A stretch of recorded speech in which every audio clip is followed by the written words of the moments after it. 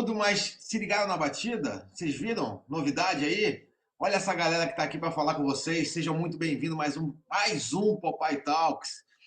Vocês já sabem, eu sou o Bruno Busquet, presidente do Popeye Brasil, e tenho a honra de estar mais uma vez aqui com vocês para mais um Popeye Talk. Mostra para a gente, Maio, quem é que vai estar com a gente, por favor.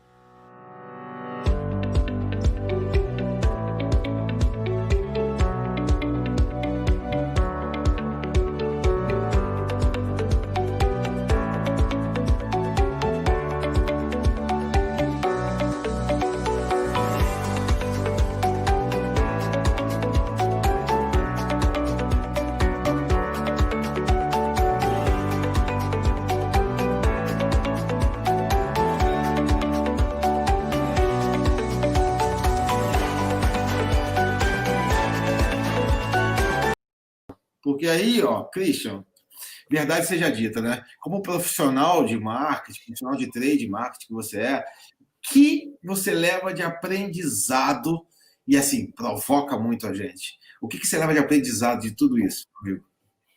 A palavra é provocar, eu fui brifado para provocar e é isso que eu vim fazer. O que eu levo é que a gente pouco sabe. Na verdade, a gente acha que sabe muito, tira muita conclusão, muita consultoria ganha dinheiro, muitos speakers, muitas lives, mas na verdade a gente não sabe, né? Como foi dito, tudo vai depender da vacina e de sermos vacinados.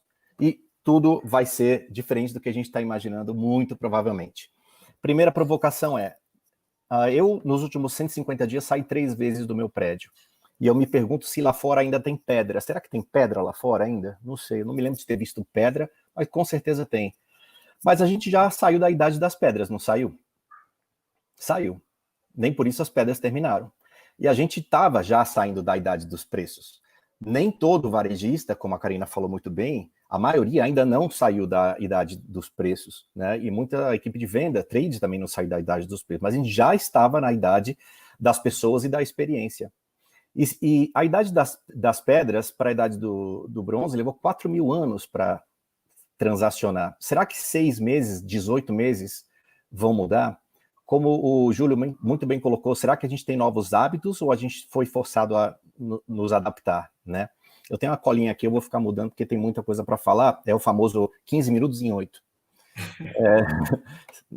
Então, na verdade, o que aconteceu, no meu ponto de vista, é que muita coisa acelerou. De novo, tem pouco.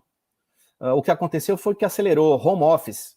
Não é novidade. Tinha empresa que já estava com 2 dias de home office antes da quarentena acontecendo.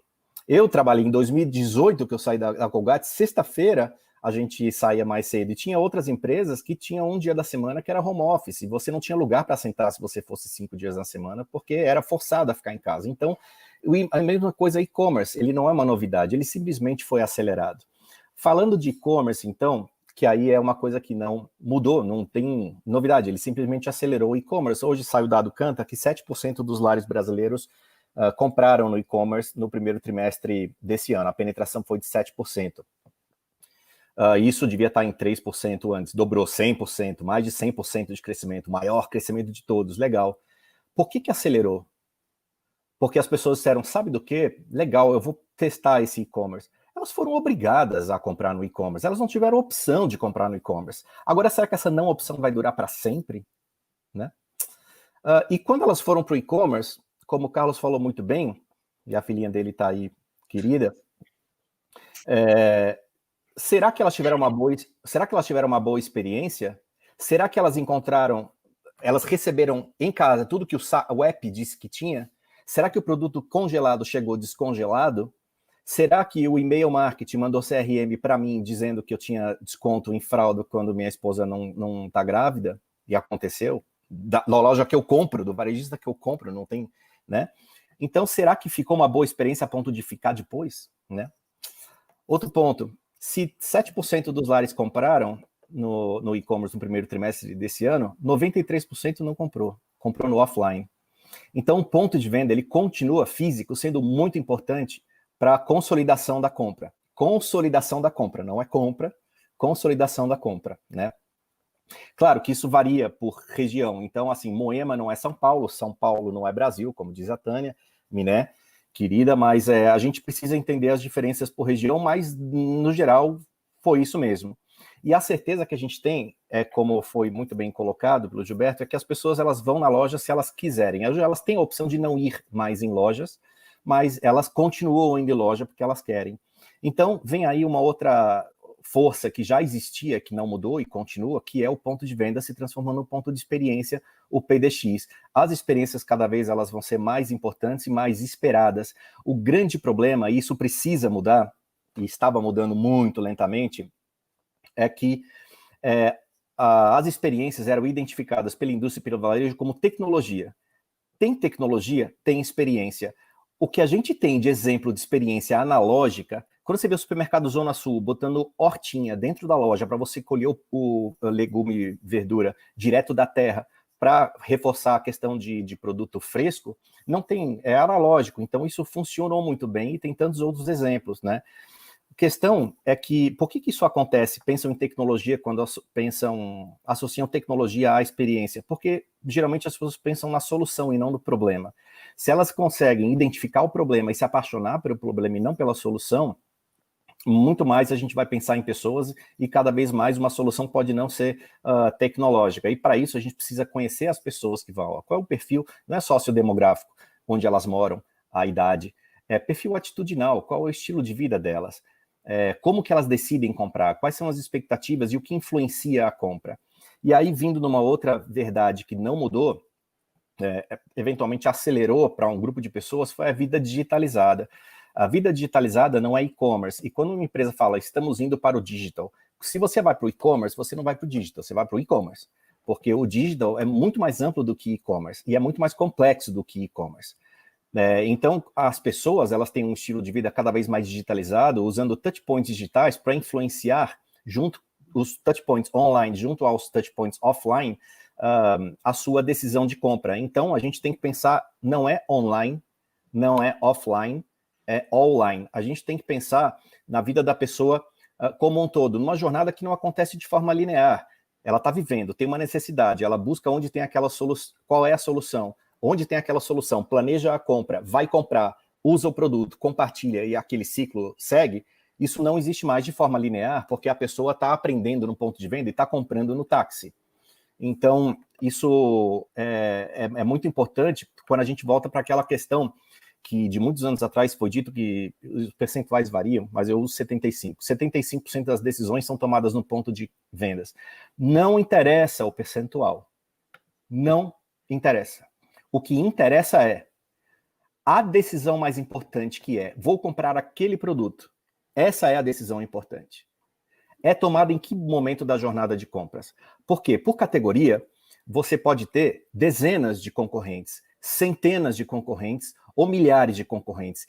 E você vence de verdade quando você entra na lista de consideração de 2 ou 3 marcas, ou até uma marca daquela categoria, com 358 outros concorrentes. Essa é a grande vantagem que você tem.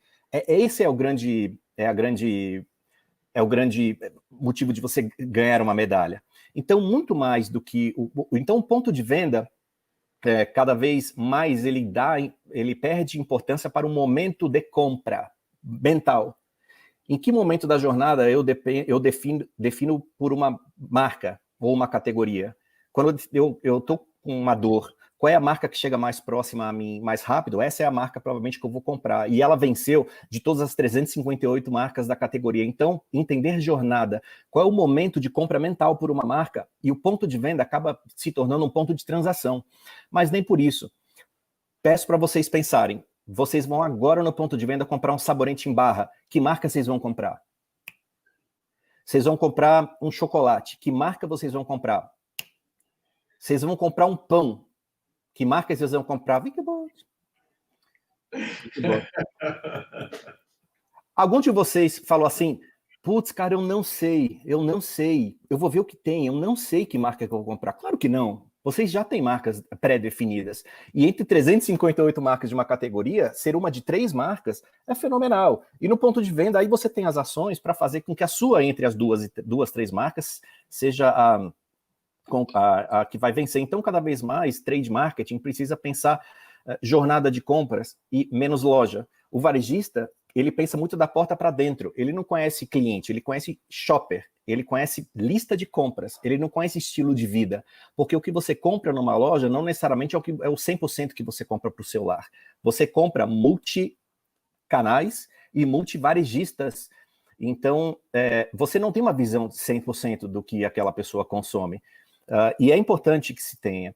E, por outro lado, pensando em jornada de compras, marketing também precisa pensar cada vez mais ponto de venda, porque muitas vezes o showrooming e tantos outros buzzwords acontecem. Você vai no ponto de venda para entender o que aquele produto faz. Então, usar a realidade aumentada, QR codes, ou até mesmo as promotoras saberem falar dos produtos, em vez de simplesmente, olha, eu não posso falar porque eu estou aqui paga só para botar um cream cheese em cima da torradinha. Se o senhor quiser, eu posso te indicar onde está o produto. Pô, que péssimo. Então, cada vez mais a gente constrói também marca no ponto de venda para eventualmente comprar fora do ponto de venda físico, né? Uma outra força que era forte e que continua são os gastos inteligentes. Primeiro que a crise está lá fora e vai aumentar o nível de desemprego, mas a gente também quer economizar e gastar bem. Gastar bem significa gastar uma grana quando a gente entender que vale a pena. Então não é que as pessoas só querem economizar, só querem fazer trade down.